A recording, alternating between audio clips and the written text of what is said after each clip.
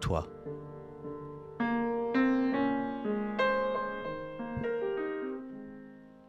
Bienvenue chez La Pérouse pour une nouvelle conversation avec cette semaine Pierre Lemaître. Qui vient nous parler de son nouveau roman Un avenir radieux. Lequel est publié aux éditions Calman Levy. Merci pour cette obéissance, Pierre Lemaître. De la servilité, quasiment. Et pourtant, c'est moi qui suis Frédéric l'esclave ce soir avec vous. Mais tout de suite, nous passons à l'élément le plus important de ce programme, la publicité. Parfait. Alors, je suis sponsorisé par des éditeurs. Chaque semaine, un éditeur me paye pour dire du bien d'un livre. Mais cette semaine, c'est très embarrassant car c'est mon éditeur, les éditions Grasset, qui a demandé que je dise du bien d'Un homme seul, le roman que je publie. Et donc, nous sommes dans une situation absolument inédite. Je crois que ça n'a jamais existé. Un écrivain qui est payé pour dire du bien de son propre livre. Donc, je vous incite tous à lire cet excellent ouvrage, Un homme seul, de moi, qui parle de mon père et qui parle... Mais alors là, il y a un point commun avec Pierre Lemaître, c'est que ce livre parle des 30 Glorieuses, mon père étant l'homme qui a lancé le métier de chasseur de tête en France et qui était très un grand homme d'affaires dans les années 50 à 80. Et c'est aussi le sujet d'Un avenir radieux. Donc, est-ce que vous acceptez que je vous offre ce livre ?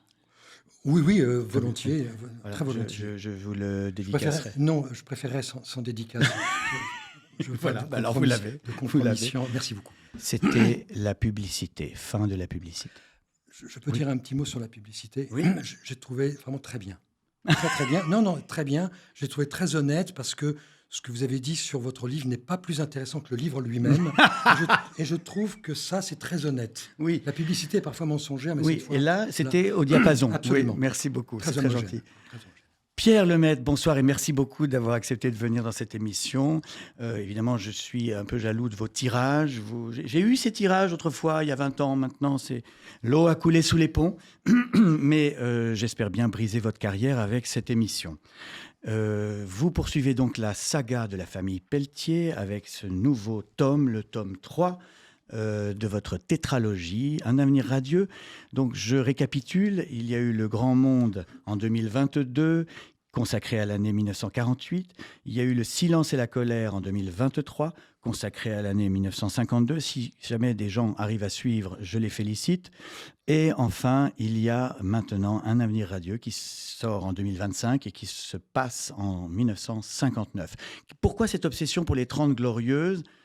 Vous avez déjà souvent répondu à cette question, mais il est vrai que ce nom est très mal porté, les 30 Glorieuses. Oui. Et on enlève nos casques pour être plus beau, s'il vous plaît, merci. Oui et non. Alors d'abord, je n'ai pas une obsession pour les 30 Glorieuses. Il se trouve simplement comme j'ai choisi de feuilleter l'ensemble du siècle, il y a un moment où forcément je vais me situer dans cette période-là. Donc j'ai envie de dire, le choix était inscrit dans le fait de vouloir faire une petite photographie du siècle. Il fallait bien passer par cette période-là. Parlons-en, puisqu'avant il y avait eu donc le fameux Au revoir là-haut, qui a eu le prix Goncourt en 2013, qui parlait de l'après-guerre de 14. Tout à fait, ouais. Puis Les couleurs de l'incendie 2018, qui était une suite, toujours avec les mêmes personnages. Et enfin, Miroir de nos peines en 2020, où là, c'était l'exode de 1940. Fait, ouais. Donc vous avez couvert, disons, de 14, 18 à 40, et maintenant, on est après la guerre. Oui, en fait, pour les historiens, le XXe siècle, et ce que disait Holbach, le grand historien anglais, le court XXe siècle, puisque les historiens conviennent de situer le début du siècle à la fin de la Première Guerre mondiale et de l'achever. Alors là, les avis sont variés, mais enfin, globalement, en 89, à la chute du mur de Berlin. Donc, ce XXe siècle n'a que finalement 7 décennies. Oui. Et donc, j'avais imaginé, quand j'ai voulu poursuivre après Au revoir là-haut, j'avais imaginé de faire 3 trilogies qui couvriraient finalement, globalement, 90 ans de ce siècle. Ça me plaisait beaucoup parce qu'il y avait une espèce d'élégance esthétique, comme une espèce de triangle qui serait fait par ces 3 trilogies. Bon, puis naturellement, le truc s'est cassé la gueule assez Non, rapidement. Parce que, bah non, vous êtes au tome 3 et vous allez faire un tome 4. Bon, ça veut dire que la trilogie devient tétralogie. Oui, alors voilà.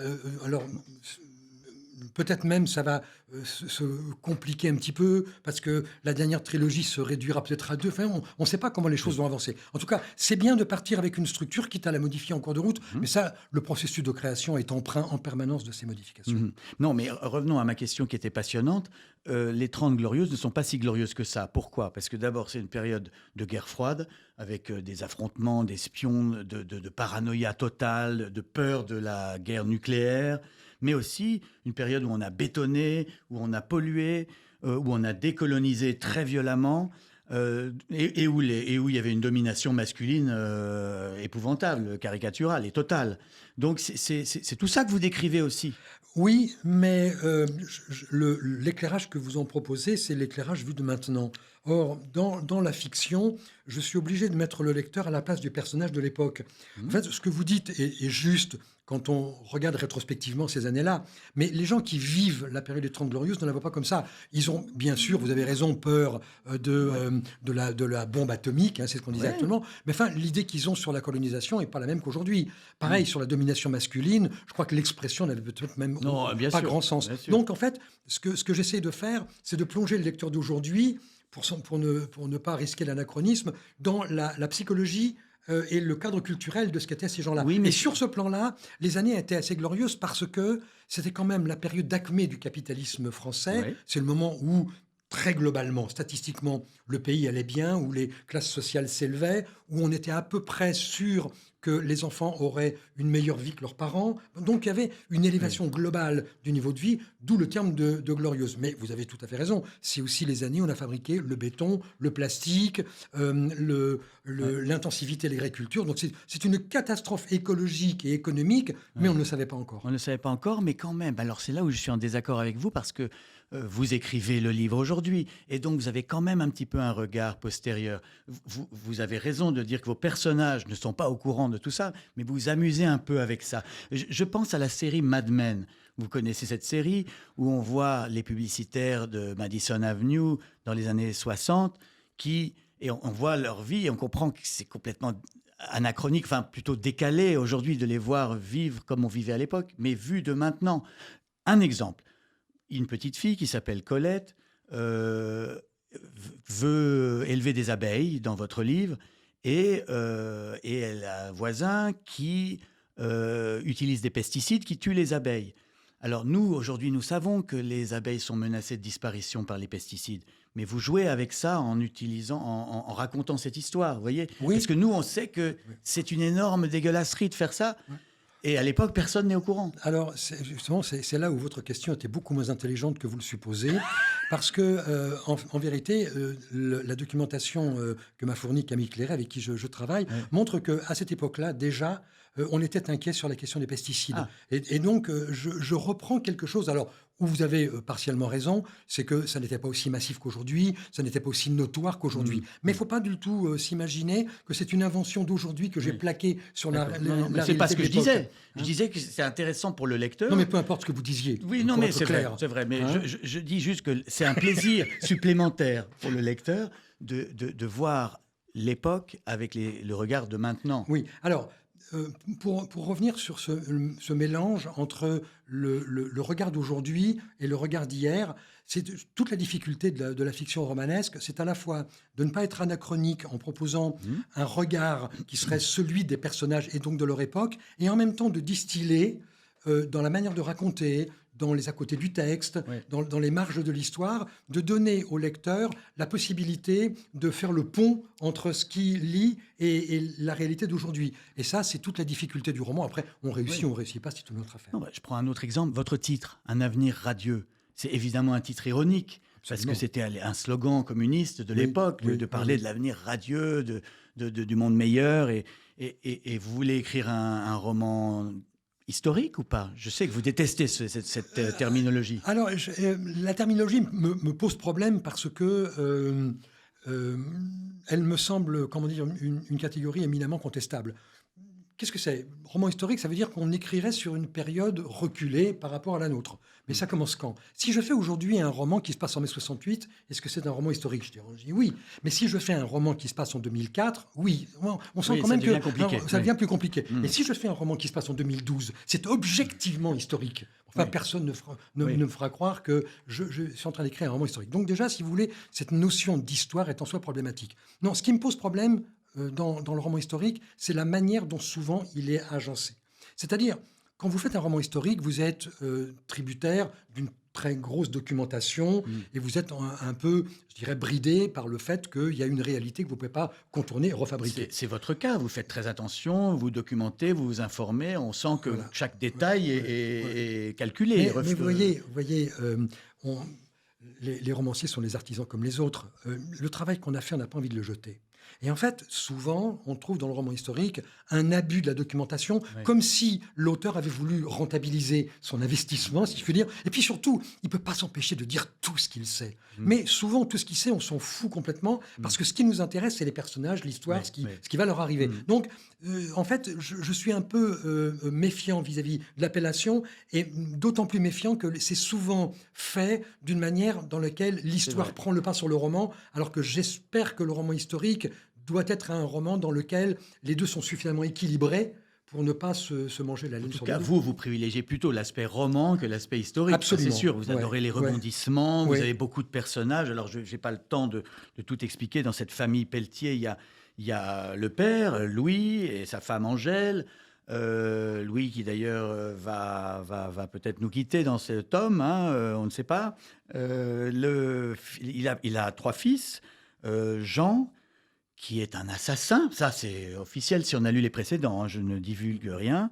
Sa fille Colette, il y a le frère François qui lui est journaliste, il va se retrouver dans un reportage façon 5 colonnes à la une à Prague, on est en 1959, donc c'est un nid d'espions à Prague. Et puis, il y a la sœur Hélène, qui est une photographe et qui est enceinte. Vous suivez tous ces personnages, comment vous faites? Vous êtes un marionnettiste, vous les manipulez ou vous les regardez vieillir? Oh non, je les regarde pas.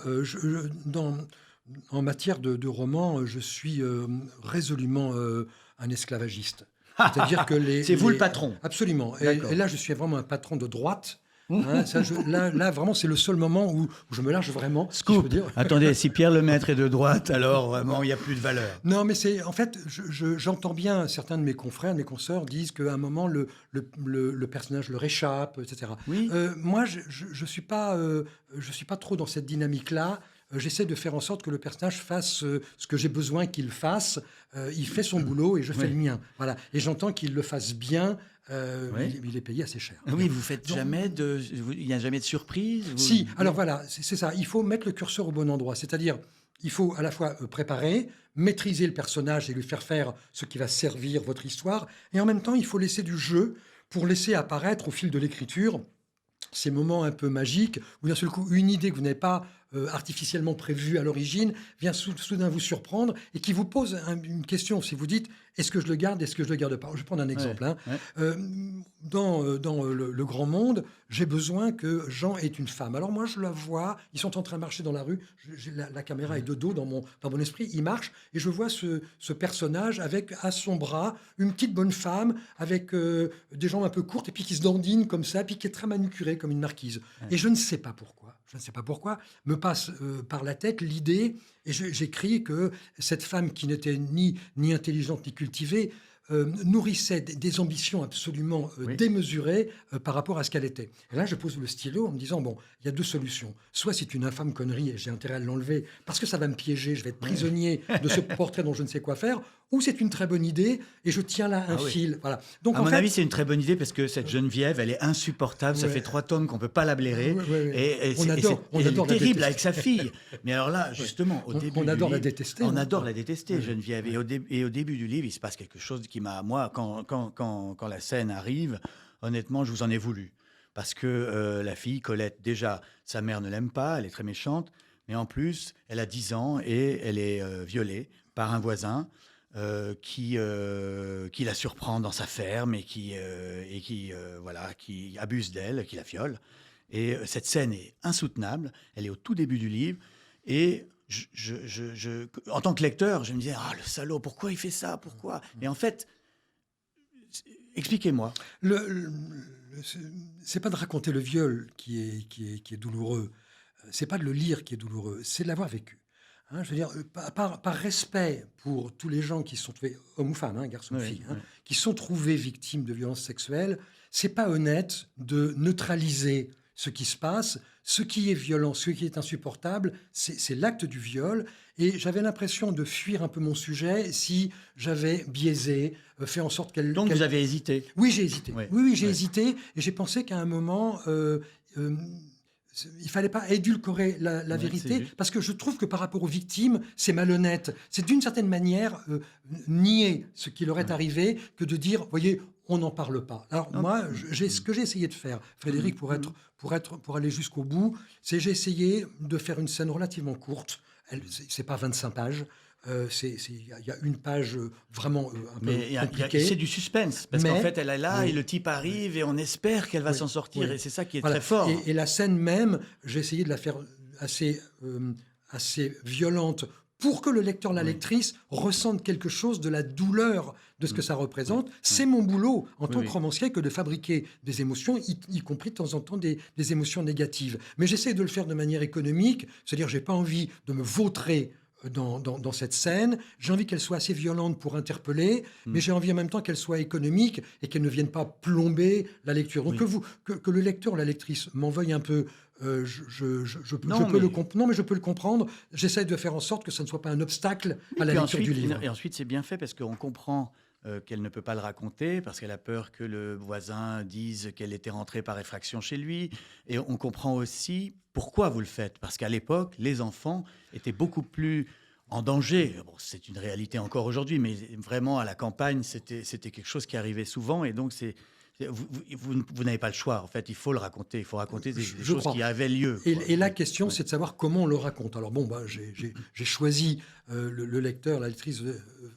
ils verront de quelle manière je m'y suis pris.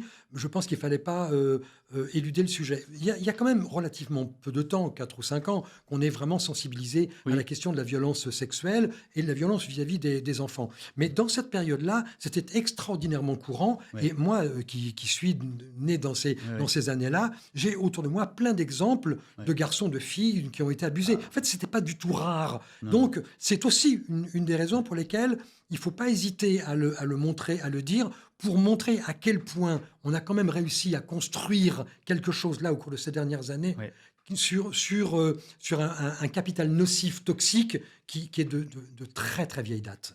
Alors donc dans le tome 1, il y avait la guerre d'Indochine, c'était plus un roman d'aventure. Le tome 2, qui s'appelait Le silence et la colère, c'était sur la société de consommation. Et sur l'avortement. Oui, sur l'avortement. À travers un roman social, un grand magasin qui pouvait ressembler au Bonheur des Dames de Zola. Il y a même une petite salutation, puisqu'à un moment, je fais en sorte que Jean tombe amoureux, un petit peu comme dans le roman de Zola, avec la petite vendeuse Denise, qui n'accepte de coucher avec lui que s'il y a le mariage. Enfin bon, je fais un petit clin d'œil à Zola. Et alors, le magasin s'appelle Dixie. Ça fait penser à Tati. Je ne sais pas si c'est ça. Un peu. Et il y a d'ailleurs toujours ce grand magasin dans le tome 3. Et cette fois-ci, c'est plus, comment on pourrait dire, pas un roman d'espionnage, mais un roman d'action, un roman policier. Oui, alors vous avez raison de dire d'espionnage dans la mesure où il y a un prétexte d'espionnage à l'aventure que va vivre l'un des fils Pelletier. En vérité, ce qui m'intéressait, c'était de jouer plutôt avec les codes du roman d'aventure et du roman d'action. Mais pour trouver une action, il faut avoir un prétexte. Et le prétexte de la guerre froide m'offrait, d'une certaine manière, cette petite salutation à John le Carré, que je me permets dans le livre. Mais enfin, c'est une ligne d'espionnage, vous avez raison, plus qu'un roman d'espionnage. Mais alors, moi, c'est là où j'arrive à recaser ma pub pour mon livre, Un homme seul, chez Grasset, excellent. Beaucoup moins de tirage que lui. Rajoutez le prix. Rajoutez le prix. 20 €. Non, c'est vrai qu'on raconte une période, tous les deux, qui est une période où il y a beaucoup de gens qui travaillent pour le KGB ou la CIA partout, dans tous les pays occidentaux. Et vous racontez ça très très bien. Et au fond, on se rend plus compte à quel point la guerre froide, c'était une guerre entre deux idées.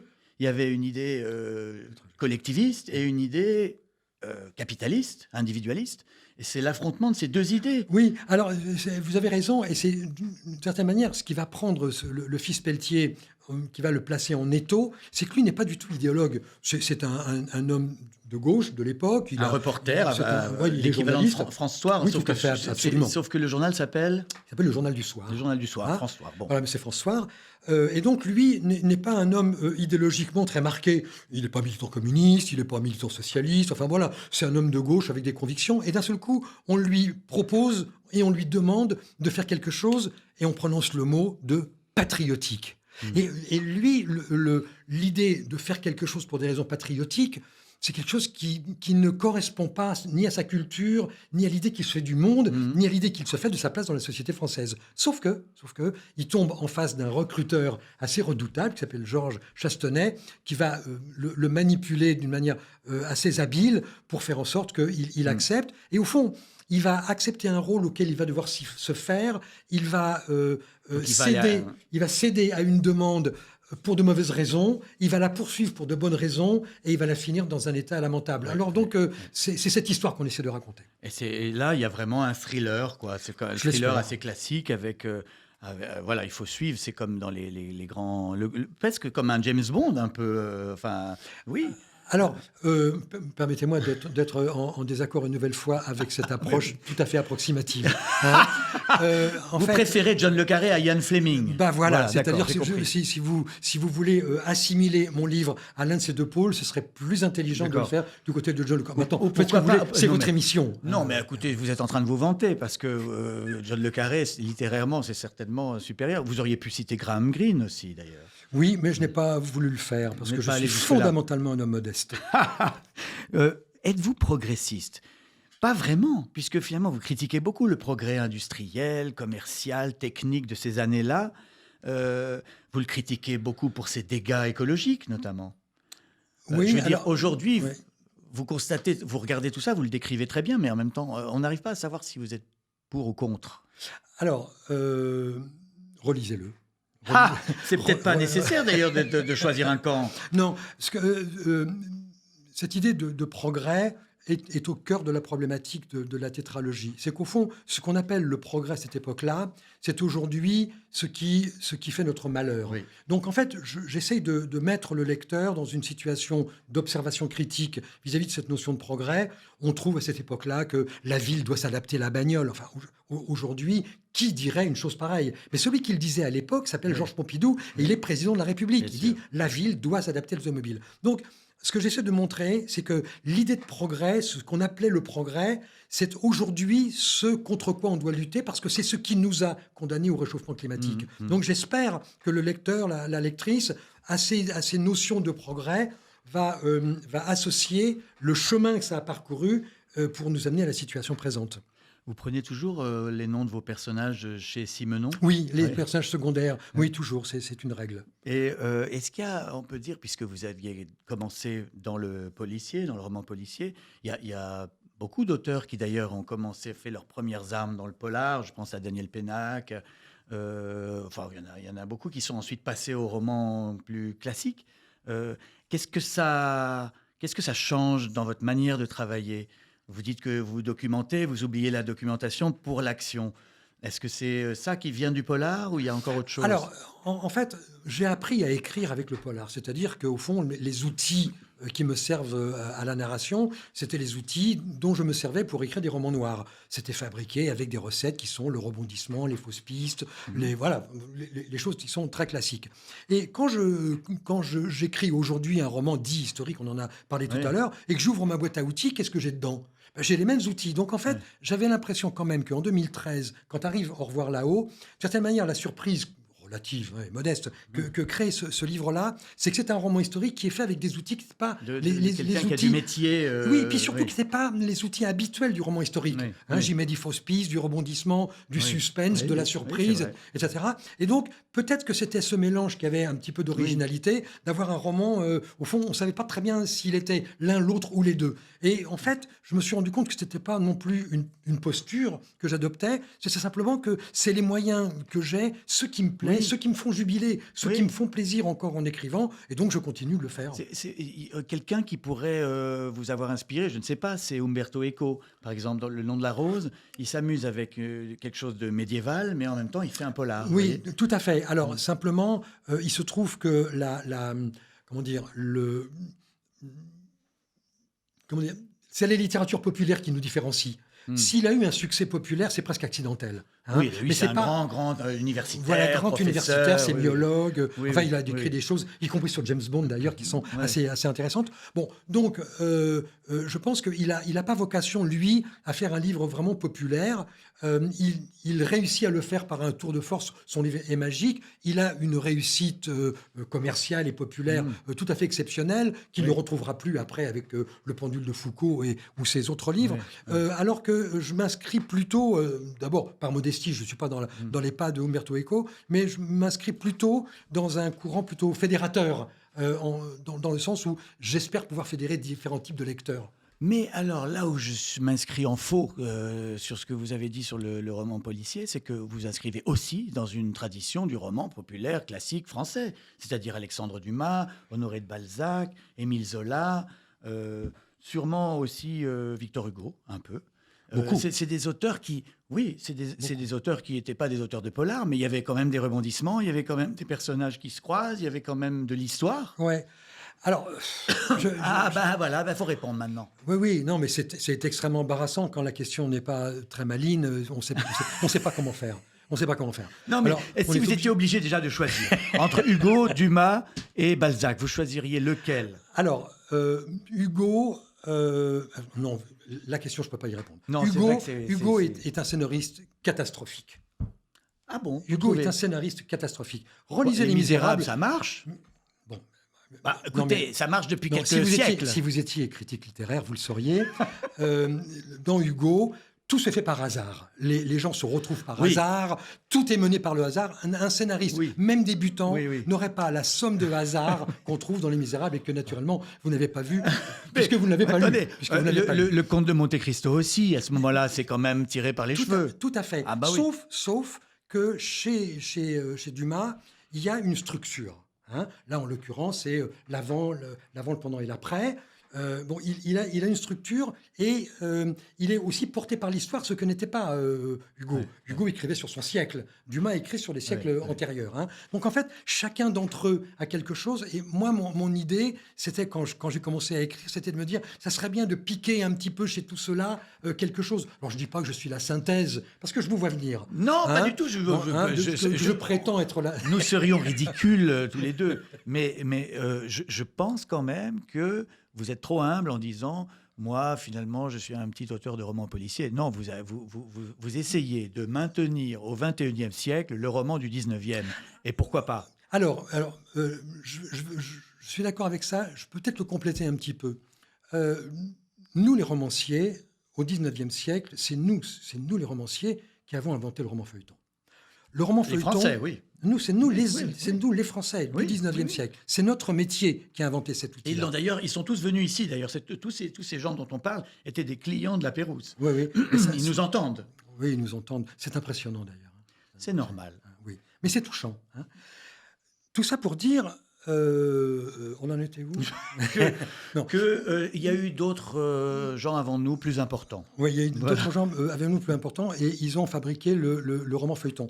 Vous remarquerez quand même que cette modalité narrative, c'est celle qu'utilisent les séries télé. Puisque, Oui, bien sûr. Oui. au fond, on feuilletonne à l'intérieur d'une saison et on met un rebondissement en fin de saison 1 pour donner envie d'aller sur la saison 2.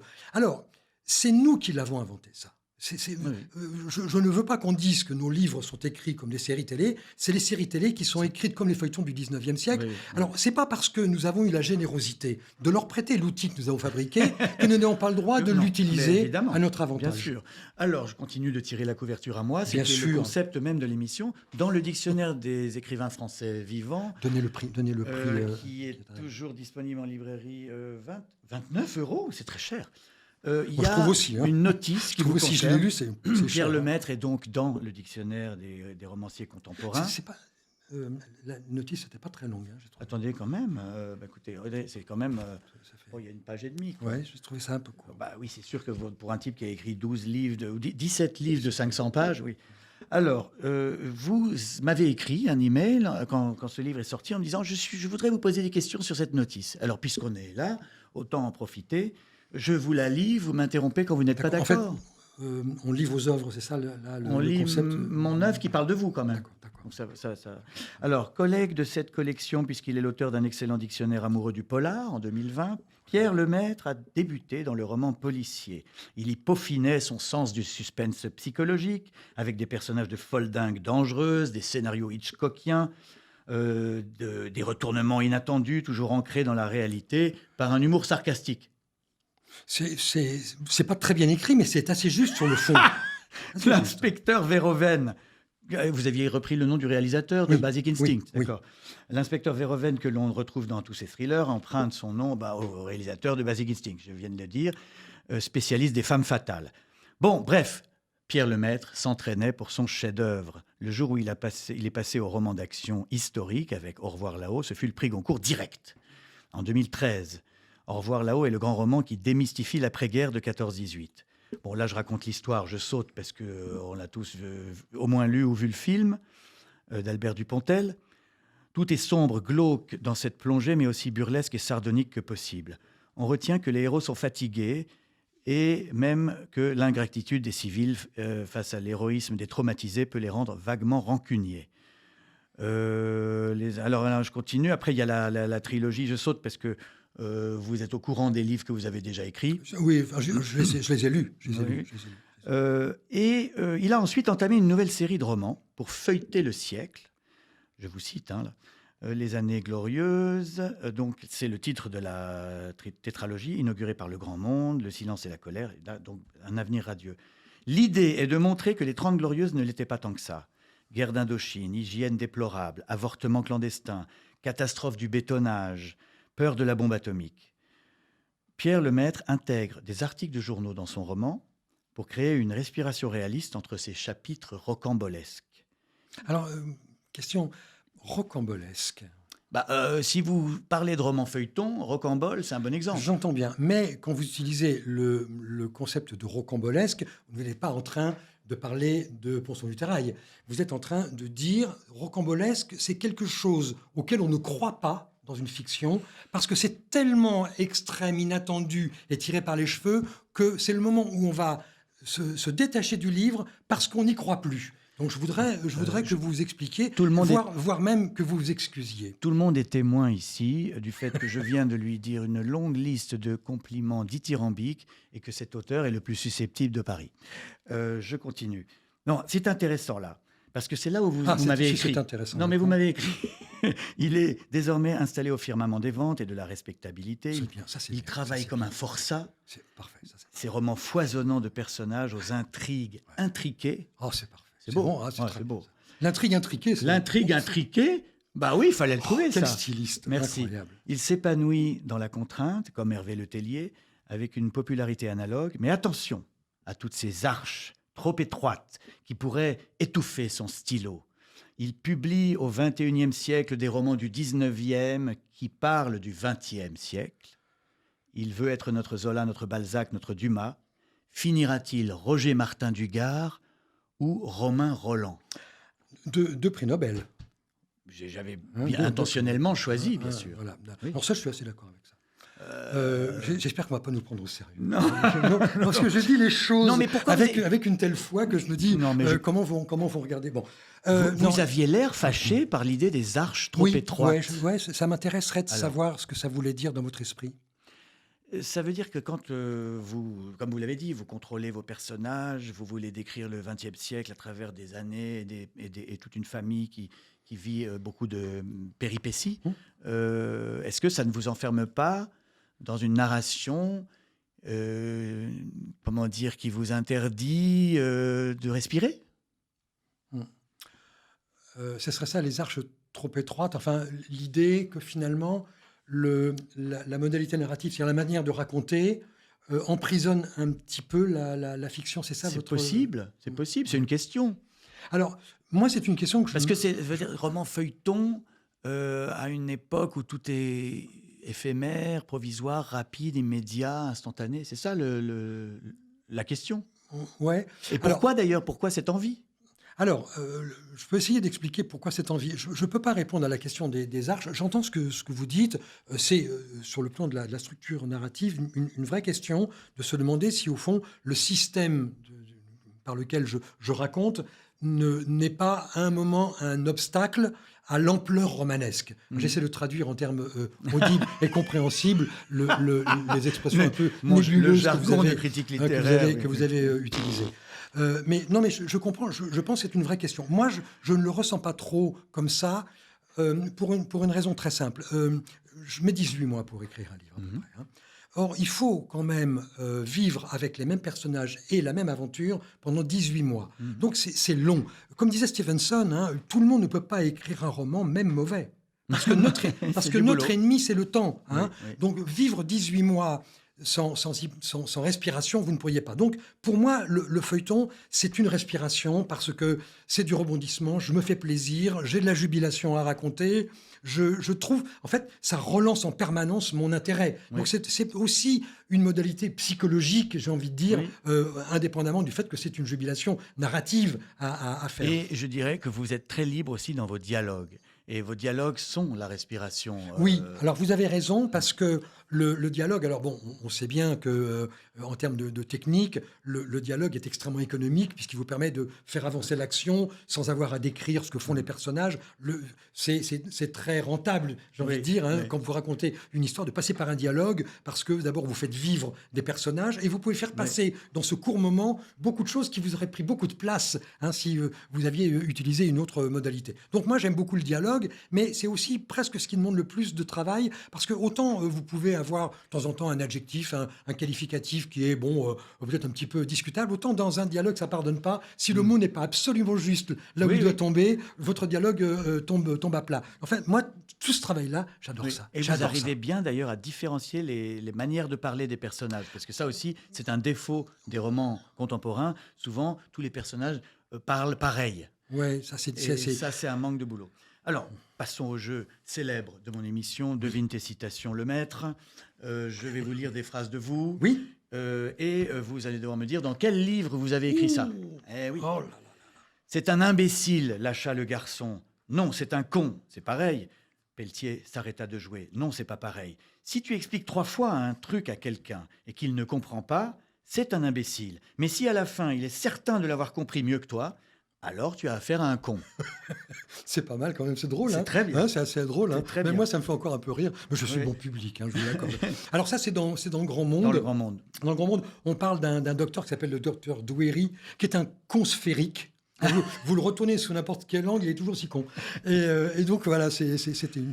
L'idée qui est derrière le dialogue là, c'est que le con est plus persuadé que l'imbécile. Ah oui, le con est pénétré de son intelligence, alors que l'imbécile est assez indifférent, parce qu'au fond, tout glisse sur lui.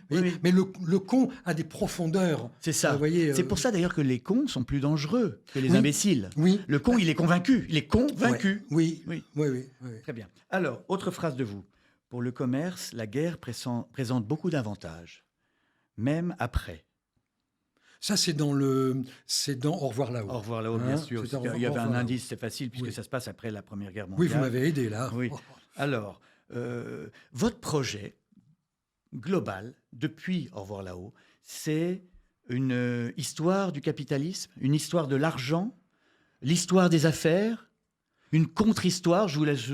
C'est un questionnaire à choix multiples. Oui. Alors, c'est pas une contre-histoire, parce qu'une contre-histoire donnerait un autre sens à l'histoire. Je n'ai pas cette prétention. Je suis un romancier. Je suis pas un historien ni un essayiste. En revanche, je pense que vous avez raison. C'est une photographie du capitalisme qui a fabriqué le siècle. Ouais. Selon moi, juste pour compléter ça, selon moi, le réchauffement climatique, la catastrophe climatique dans laquelle nous entrons est directement le le fruit du capitalisme. C'est pas excessivement marxiste de dire que c'est parce qu'on a toujours été dans le calcul à court terme qu'on en est arrivé là. Ce qui est aussi, d'ailleurs, regardez bien ce que dit le néolibéralisme aujourd'hui. En fait, on préfère continuer de faire de la croissance. De faire de la croissance et d'aller puiser du charbon. Voilà. Bon. Donc, vous avez raison. En fait, je donne, à travers ces livres, des photographies différentes, comme ça, comme un espèce de puzzle, en quelque sorte, avec des pièces qui sont chaque fois un éclairage sur un aspect du capitalisme. Ça a commencé avec la Première Guerre mondiale, et vous avez, je crois, raison de dire que l'ensemble devrait donner une espèce de photographie. Alors après, elle est très partiale et contestable, hein, j'entends bien, mais une photographie de ce qu'a été ce siècle éminemment capitaliste. Oui. Autre phrase de vous, mais ne trichez pas. C'était une constante dans sa vie de ne pas savoir ce qu'il fallait faire. Je dirais que c'est encore le grand monde. Mais non, c'est le dernier. C'est le dernier. Radieux. Oui, oui. C'est ce personnage qui s'appelle Jean, qui est un assassin, un raté, mais dont le magasin marche très bien. Oui. Et il se plante tout le temps. Et c'est ce qui le rend très sympathique, alors que c'est un salaud. Hein. Du coup, je vais donner l'impression que je n'ai pas écrit mes livres. C'est ça, si je ne suis pas capable. Non, c'est ça. Vos livres font tous 500 pages, et je vous demande une phrase. Non, mais c'est... quel personnage de la famille Pelletier est plus proche de vous? Alors, Louis. Le père, Louis. Le patriarche. Oui, alors je vais vous dire pourquoi. Alors, je suis inquiet pour vous, parce qu'il a des soucis de santé à la fin du livre. Oui, mais enfin, c'est une autre époque. Hein, on vivait, hein, l'espérance de vie n'est plus la même. Louis, c'est un personnage qui m'a tout apporté, vous comprenez. Là, je ne veux pas fabriquer de l'émotion dans une émission qui en est totalement dépourvue. Mais franchement, ce personnage, il est emblématique pour moi. C'est le premier qui a inauguré une série de romans. Il m'a apporté la réussite, la légitimité, avec le prix Goncourt. Enfin, c'est un compagnon de voyage. Il m'a accompagné pendant 6-7 livres. Vous voyez, et en fait, il a fabriqué des enfants. J'ai fabriqué avec lui tout ça.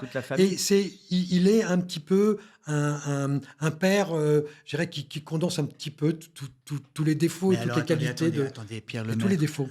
Pour le remercier, vous le tuez à la fin du bouquin. Je ne raconte pas la fin, mais... Vous venez de le faire. Je viens de le faire. Vous avez pleuré quand vous l'avez tué? Alors, non, je n'ai pas pleuré. Mais j'étais ému. Mais je vais vous dire, je vais raconter. Vous savez que Balzac pleurait quand il tuait ses personnages. Louis est mort 2 fois. Il est mort une première fois dans Au revoir là-haut, puisque dans le premier chapitre, il est enterré vivant, et il meurt, et pendant les 2 ou 3 secondes où on peut encore le ranimer, quelqu'un vient le sortir, donc il meurt 2 fois. Et je vous assure que donc on était en 2000, je sais pas, 2012, 2011, 2012, 2013, quand j'écris. Oui, voilà, 2013. Hein, voilà, donc on doit être en 2011, 2012. J'écris ce chapitre, j'écris, je réécris, enfin beaucoup. Et quand je suis arrivé à cette phrase, Albert Maillard, soldat vient de mourir, j'ai éclaté en sanglots. Ah, vous voyez, c'est beau. Et vraiment, et je vous assure, j'ai fait la lecture du roman à voix haute pour la version audio du livre. Et je me souviens que je redoutais le moment où j'allais le dire. Et enfin, si les auditeurs nous écoutent, s'amusent à aller écouter ça, et j'ai les sanglots dans la voix. Et donc, je m'arrête et je dis à l'ingénieur du son, je dis, on va la refaire. Il me dit, non, je te jure, elle est vraiment très bien. Et je crois qu'il avait raison. Il y a une émotion qui était vraie, qui n'était pas feinte et que je retrouve à chaque fois. Donc, il y a aussi ces histoires affectives que j'ai avec Louis qui fait que quand il meurt, je suis ému. Mais de cette manière, mais c'est quelque chose de moi qui me moment très beau parce que je pense que c'est la différence entre les vrais romanciers et les bidons, c'est que les vrais romanciers s'attachent à l'humanité de leur propre personnage et mettent d'eux-mêmes dedans. Alors vous avez raison, vous voyez l'ambiguïté, le paradoxe de Jean par exemple, c'est un personnage très émouvant. Un personnage dans sa maladresse, dans le fait qu'il est condamné. Qui assassine une nana dans un cinéma. Attendez, essayons de dire les choses dans l'ordre. C'est d'abord un personnage extrêmement malheureux, rendu malheureux par le fait qu'il n'a pas réussi à répondre aux injonctions de son père, d'être l'homme d'affaires, le directeur d'entreprise que son père rêvait d'avoir. Bon. C'est un homme qui va rater sa vie dès le début, à cause de son père. Hein. Encore une fois, Louis est un bon père, mais c'est loin d'être un père parfait. Et donc, j'essaie de placer le lecteur dans une situation d'émotion par rapport à lui. Mais ensuite, et vous avez tout à fait raison, c'est un homme qui, par colère, va tuer, et plusieurs fois. Mais ce qui est très, très frappant, C'est que quand je discute avec des lecteurs, des lectrices en librairie, c'est pas rare qu'on me dise: «Oh, cette Geneviève, qu'est-ce qu'elle est méchante!» Oui, oui, hein? oui. Alors généralement, je dis: «Et Jean? Oh Jean, qu'est-ce qu'il était Il est émouvant!» sympathique, Et oui. alors Oui. je peux pas m'empêcher de dire: «Vous savez, le serial killer, c'est pas elle, hein, c'est lui, hein.» Mais quand on a Eh oui. réussi ce petit paradoxe-là, bah, on n'est pas trop mécontent de ce qu'on a fait. Oui. Une autre, la dernière phrase. Alors, il Oui. faut deviner dans quel livre vous avez écrit ceci. Sur le plan sexuel, quel genre d'homme était-il demande abruptement Camille. Un rapide, répondit Madame Cotet, bien décidée à répondre à son agacement. Fulgurant même, si je me souviens bien. Pas tordu, imagination restreinte, jusqu'à la simplisterie même. Plutôt buccal, raisonnablement sodomite, que vous dire d'autre. Alors, je vois très bien, je sais est-ce que c'est Alex? C'est avant, travail C'est soigné. c'est dans Travail soigné. Oui. J'ai cru que c'était dans Un homme seul que j'ai écrit. On n'a pas dit, Dans un homme on seul. n'a pas dit Non. que j'étais. C'est moi qui. Ah bon, Il n'y a excusez-moi. personne Vous de le couperez, raisonnablement vous le- sodomite dans mon livre, monsieur. Assumez vos écrits. Je voudrais vous faire lire la Oui. page 572. C'est une de mes préférées. Ah, bah, très bien. Oui. Qu'est-ce que c'est là. là? Si l'on regarde la famille Pelletier avec un peu de recul, on voit que tous ont réussi et même que certains se sont enrichis.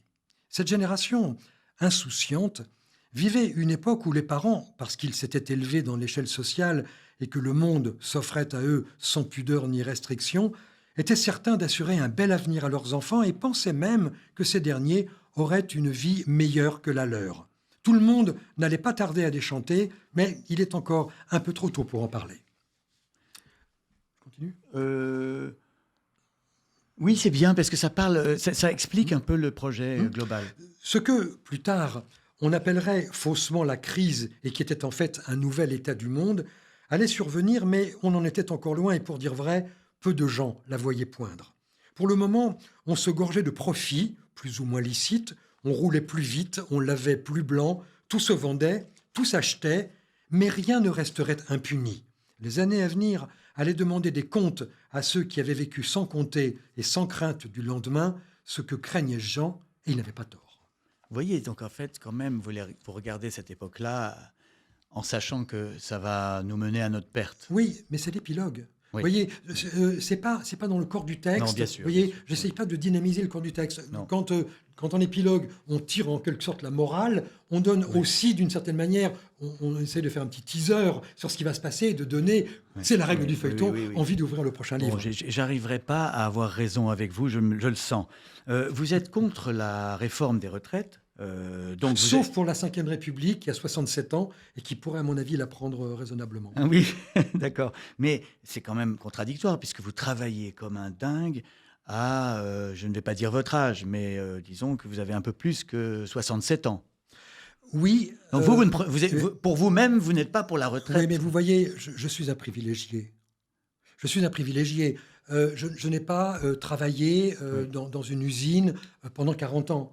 J'étais formateur, j'ai eu une vie relativement confortable, comme la vôtre sans doute. J'ai réussi dans mon métier, je gagne bien ma vie. Donc en fait, je fais un métier que j'aime. Et puis quand j'ai envie de l'arrêter, je l'arrête. Et je ne crains pas pour autant de ne pas payer mon loyer. On est quand même dans des circonstances différentes. Et c'est pas parce qu'on est socialement privilégié qu'on n'est pas politiquement en colère. C'est très beau. On passe au conseil de lecture d'un professionnel. Très volontiers. Conseil de lecture d'un professionnel. Tout de suite, je vous demande de regarder la caméra. Oui. Vous allez être instagrammable. Ah. Et je vous demande en premier un livre qui donne envie de pleurer. Alors j'ai choisi la balade du café triste de Carson McCullers. Carson McCullers c'est un auteur, c'est une femme. Elle est toujours éternellement jeune sur les photos, même vieille. Oui. Elle a ce visage un peu poupin, extrêmement bouleversant. Elle écrit des livres absolument déchirants. Celui-ci est un tout petit livre que vous pouvez lire et qui raconte l'histoire d'un amour tout à fait étrange entre deux êtres que tout sépare et qui vont malgré tout vivre une très grande histoire d'amour, une histoire triangulaire, très compliquée. C'est absolument bouleversant dès la première phrase. Et Carson McCullers, c'est vraiment l'auteur qui vous fait pleurer quasiment à chaque ligne. C'est un bonheur complet. Un livre pour arrêter de pleurer. Alors, j'ai choisi Lonesome Dove de Larry McMurtry, qui est publié chez Gallmeister, l'excellent Gallmeister. Alors, Lonesome Dove, c'est un western. Alors, j'étais très loin de vouloir m'intéresser à un western, mais malgré tout, je me suis intéressé à celui-ci parce que Lonesome Dove était prix Pulitzer et que généralement, quand même, ce sont plutôt des bons crus. C'est un western, c'est drôle, c'est méchant et c'est une vraie promesse de lecture parce que si vous lisez le premier, vous avez envie d'enquiller les 4 ou 5 qui font l'histoire de Lonesome Dove. C'est absolument épatant. Très, très jubilatoire. Un livre pour s'ennuyer, et vous n'avez pas le droit de répondre à un homme seul de Bec BD. Voilà, tout à fait. Alors, vous pouvez prendre n'importe lequel des autres de Bec BD. Alors, non. Alors, bon, je n'aime pas les voyages. Donc n'importe quel guide de voyage, il n'y a rien de plus chiant. Un livre pour crâner dans la rue. Alors, n'importe quoi, mais de Merleau-Ponty. Ah oui, pas mal. Un livre pour séduire. Si vous n'avez pas vraiment bien lu Flaubert, lisez le dictionnaire amoureux de Flaubert de Régis Geoffrey, parce que vous allez pouvoir briller à peu de frais. C'est rempli d'anecdotes et de choses vraiment intéressantes, et là, vous allez pouvoir briller et donc séduire. Oui, non, parce qu'au début, quand vous disiez dictionnaire, je pensais que vous alliez parler du dictionnaire des idées reçues de Flaubert, qui est aussi un livre qui rend intelligent. C'est vrai que vous ne manquez pas une occasion de montrer que vous avez un peu de culture. Hein. C'est vrai que... Un livre qui rend intelligent. Alors, j'ai choisi le plus gros livre, le plus long livre de la langue française, c'est La recherche du temps perdu. Parce que si vous avez la chance, comme moi, de le lire sans qu'on vous dise que c'était difficile, vous allez vous rendre compte que c'est un ouvrage absolument merveilleux. Et vraiment, il vous rend intelligent en permanence parce qu'il ne parle que de vous-même. Un livre que je regrette d'avoir lu. Alors, c'est La Brute de Guy Descartes. Et je vais vous dire pourquoi je le regrette. C'est parce que j'ai adoré ça. J'avais 14 ans. C'est une histoire sulfureuse. Il y avait même du sexe. Oui, c'est un roman... Plus personne ne lit Guy Descartes. Heureusement. Plus personne. Heureusement. C'est un livre extraordinairement mauvais, mais je suis obligé, donc je regrette de l'avoir lu, mais je suis obligé de concéder qu'à 14 ans, je trouvais quand même qu'il ne devait pas y avoir beaucoup de livres supérieurs à celui-là. Un livre que je fais semblant d'avoir fini. Alors, c'est Finnegan's Wake de Joyce. Personne n'y est arrivé. Le livre que j'aurais aimé écrire. Alors, je vous propose le livre que je regrette d'avoir fini, peut-être. Oui. Un livre que je regrette d'avoir lu, que je regrette d'avoir fini, c'est La foire aux vanités de William Thackeray. Alors, Thackeray, c'était le grand ennemi de Charles Dickens. Tous les deux se sont tirés la bourre, comme ça, c'est les frères ennemis. Et il écrit un livre, La foire aux vanités, qui est une espèce de tableau de la société anglaise du 19e siècle. C'est drôle, c'est méchant, c'est attachant, c'est curieux, c'est caricatural, c'est excessif, c'est épatant. Ça fait peut-être 800 pages et vous regrettez vraiment que ça n'en fasse pas 200 de plus. Et précisons qu'en anglais, le titre Vanity Fair est devenu un très grand magazine, très snob aussi, qui existe toujours. Oui. Vous êtes toujours abonné à Vanity Fair. Je rêve d'être dedans tous les mois. Quel est le pire livre que vous ayez jamais lu? Alors, c'est pas le pire livre que j'ai jamais lu, c'est un livre que je n'ai jamais lu. Mais je ne sais pas si c'est le pire. Eh bien, c'est les mémoires de Margaret Thatcher. Je ne sais pas pourquoi. Je n'ai jamais réussi à les commencer. Je ne sais pas. Pourtant, c'est un livre qui devrait m'intéresser. Et je ne sais pas pourquoi je n'ai pas réussi. C'est bizarre. Oui. Quel livre lisez-vous en ce moment? Alors, en ce moment, je lis un livre qui est publié chez Phébus, d'un auteur canadien qui s'appelle Michael Cremet. Le livre s'appelle Les Adversaires. Ce type, je ne le connaissais pas. C'est le premier livre que j'ai lu de lui. C'est un poète. Et qui écrit aussi des romans. Et là, il raconte une histoire qui se passe à Terre-Neuve. C'est un frère et une sœur qui se disputent le pouvoir sur cette petite île de Terre-Neuve. C'est un roman excellent écrit. Du point de vue de la structure, on pourrait dire des choses, mais franchement, pour un jeune auteur, c'est un roman épatant, magnifiquement écrit, je suppose excellemment traduit. Oui. En tout cas, ça file vraiment admirablement. C'est une histoire très attachante. Moi, je suis en train de le terminer. Oui. Passons maintenant à une petite rubrique qui s'appelle Shop Talk. C'est des petites questions sur votre manière de travailler. Oui. Très rapidement, oui. Où écrivez-vous? À mon bureau. J'ai une planche de travail, j'ai un ordinateur et mes cahiers, mes carnets, et j'écris dans mon bureau. Vous avez des horaires d'écriture? Oui, alors c'est 8h17, 14h30 et 14h28, 14h29 les d'autres jours, jusqu'à 16h25. Mais qu'est-ce qui se passe si vous avez une bonne idée à 16h26? Alors, je la jette, parce que c'est pas dans mes horaires. Non, c'est pas les C'est horaires. pas, Donc, vous êtes plutôt discipliné. oui. Vous avez des rituels? Non, alors, non, pour être, c'était même pas drôle ce que j'ai dit. Non, si. Non, en fait, je travaille toute la journée et je travaille tout le temps. Hein. Je travaille dans le train, je travaille dans le taxi.